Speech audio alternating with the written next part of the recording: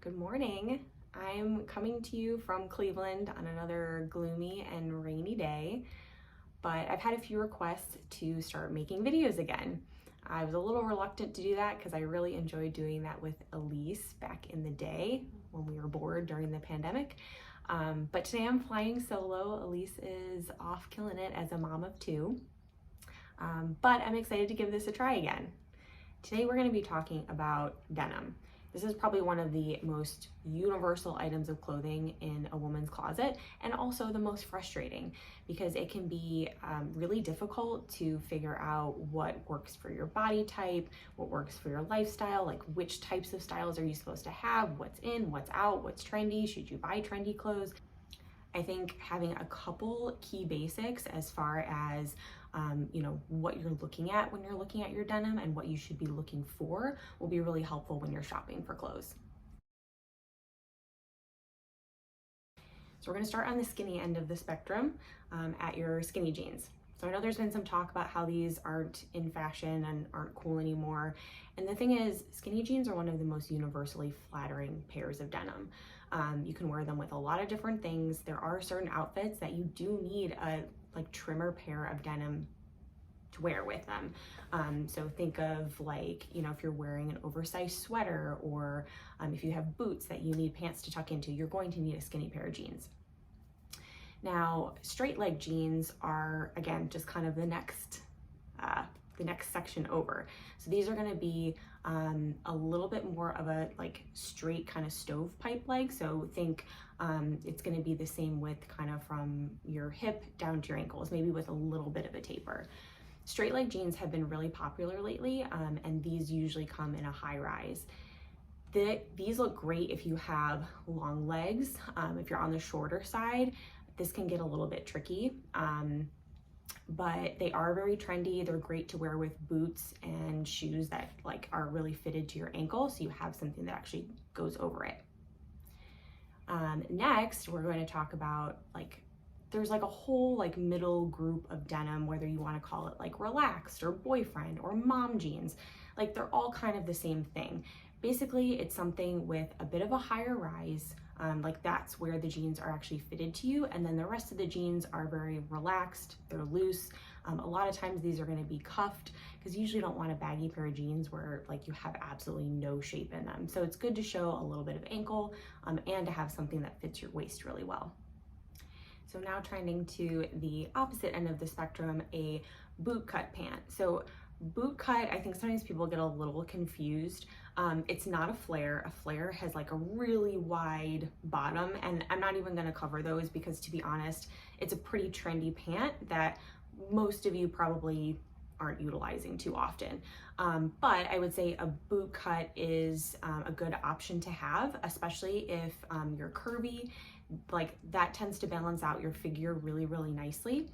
So a boot cut is actually fitted through the hips and thighs, and then flares out just a little at the bottom, so enough to cover a boot. So this is great for shoes that are maybe a little chunkier, if you're wearing a boot underneath it. It just, the extra flare at the bottom, I'm going to stop calling it a flare because I don't want to confuse anybody. The extra leg width at the bottom is going to help balance out, again, a fuller hips or a fuller bust. And then at the far end of the spectrum, a wide leg pant, which is my personal favorite. This is actually great for elongating your figure and elongating your legs, especially if you have a nice high rise and then a wide leg that goes all the way to the floor. That makes your legs look super long. So for somebody like me who's short and has a smaller waist, that is probably my go-to favorite pair of jeans. This is also great. Wide leg pants also great if you have fuller hips, because that is going to kind of skim the line of your legs and accentuate the smallest part of your waist. So wide leg pants are awesome. You can also do a cropped version. If you're gonna do a cropped pant, you do want to actually be able to see a little bit of your ankle, because that's what's going to keep it from looking totally overwhelming on your figure. All right, when it comes to rise, you should always be opting for a mid to high rise. Leave the low-rise jeans in the 90s. I know they're trying to bring them back, but unless you're an 18-year-old, like, please don't do that to yourself. And honestly, even on an 18-year-old, it's just not that flattering. Like, we've all been there and had to pull up our pants for half the day. It's not fun. So stick with either a mid-rise or a high-rise. A mid-rise is usually 8 to 10 inches, and that usually is best for someone with a shorter torso, or with a fuller midsection, where like a high-rise would honestly just be really uncomfortable. And then a high-rise is more of that like 10.5 to 12 inches. 12 is a pretty high rise. A high rise is great for women with a long torso and short legs, because again, that's just gonna raise up the actual line of their leg to your natural waistline instead of down by your hips. So it just makes your legs look a lot longer. Personally, that's my favorite, is a nice high rise, because I'm petite, I'm short. Like, I love anything that makes my legs look longer. It's good to know what your inseam length is. This is different on everybody, and this is not universal. Jeans are made on a basic pattern and they don't fit everybody. So it's good to check and actually see what your inseam length is. So your inseam is the measurement from like the inside of your crotch on your pants down to your ankle. That is your inseam length. So for me, that's like a 26. I have a very, very short inseam. If you are super tall, your inseam is probably going to be like 30, 32 plus. So when you're looking at pants online, that's a good thing to keep in mind. Now, when you're actually looking at a pair of jeans and trying to figure out how long they're supposed to be, if you have a cropped length, you want it to fit like maybe an inch above your ankle bone. So your ankle bone's kind of like the perfect end to your pants, right? Where it's not dragging on the floor and it's not cropped. So cropped would be about an inch above that. Now, if you're wearing something with heels or a wide leg pant, you're probably then adding about 2 to 4 inches to your inseam length, depending on the shoes that you're wearing. My best advice is to make friends with a tailor. There are a lot of brands now who have more options as far as inseam length. I think Madewell usually has a short inseam, even like, you know, petite sizes. Anthro carries petite sizes, and I think Mother actually has some like short inseams now. So at least this will get you started. But to really have your pants fit the way that they're supposed to, make friends with a tailor. It's actually a lot easier than you'd think to either take a hem up or let it out, as long as there's extra fabric there. And it's really not a super expensive alteration, especially if you find something that fits great everywhere else. The hem is not the place that you should be worried about. Next, we're going to talk about fabrication. And this, like everything else we've discussed today, runs the gamut. There's a spectrum. So you, on the one end, you have really rigid 100% cotton.